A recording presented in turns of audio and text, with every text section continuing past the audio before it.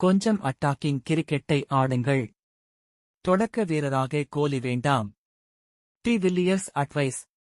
இந்திய அணியின் நட்சத்திர வீரர் விராட் கோலியை நம்பர் 3 இல் களமிறக்க வேண்டும் என்று தென்னாப்பிரிக்கா ஜாம்பவான் டி வில்லியர்ஸ் அட்வைஸ் கொடுத்துள்ளார்.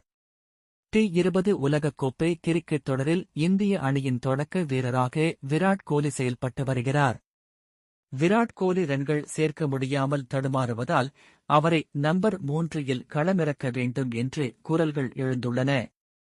டி20 உலகக்கோப்பை தொடரின் சூப்பர் 8 சுற்றில் இந்திய அணி நாளை ஆப்கானிஸ்தான் அணியை எதிர்த்து விளையாடவுள்ளது. இதற்காக பார்படாஸ் மைதானத்தில் இந்திய அணி வீரர்கள் தீவிர பயிற்சியில் ஈடுபட்டு வருகின்றனர். அமெரிக்காவில் நடந்த லீக் போட்டிகளில் இந்திய அணியின் நட்சத்திர வீரர் விராட் கோலி தொடக்க வீரராக களமிறங்கினார். 3 போட்டிகளில் விளையாடிய விராட் கோலி 1-4-0 என்று மொத்தமாக 5 ரன்களை மட்டுமே சேர்த்தார். இதனால் விராட் கோலியின் பேட்டிங் ஃபார்ம் மீது சந்தேகங்கள் எழுந்தன. அது மட்டுமல்லாமல் நம்பர் 3 இல் நன்றாக விளையாடி வந்த விராட் கோலியை எதற்காக தொடக்க வீரராக களமிறக்க இந்திய அணி நிர்வாகம் முடிவு செய்தது என்று ரசிகர்கள் கேள்வி எழுப்பத் தொடங்கினர். இந்த நிலையில் விராட் கோலியின் நெருங்கிய நண்பர் டி வில்லியர்ஸ் பேசுகையில், எப்போதும் விராட் கோலியை நம்பர் 3 இல் களமிறங்கி விளையாடுமாறு கெஞ்சியிருக்கிறேன்.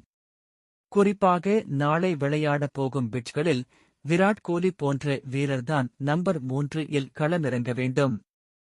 ஏனென்றால் பேட்டிங்கிற்கு உதவியாக இருந்தால் அட்டாக்கிங் கிரிக்கெட்டையும், ஒரு வேளை விக்கெட்டுகளை பறிகொடுத்தால் பிரஷருடன் ரன்களையும் சேர்க்க முடியும்.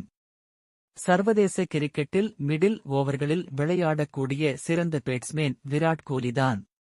அவர் தொடக்க வீரராக களமிறங்குவதற்கான காரணமும் இதுவரை புரியவில்லை. நாக் அவுட் போட்டிகளில் இந்திய அணி தோல்வியடைவதற்கு அட்டாக்கிங் கிரிக்கெட்டை ஆடாததே காரணம் என்று நினைக்கிறேன். டி20 கிரிக்கெட்டில் எப்போதும் முதல் அடியை அடிக்க தயங்கக்கூடாது. இந்திய அணி சிறிய தயக்கத்துடன் கடந்த சில ஆண்டுகளாக விளையாடி வந்தது.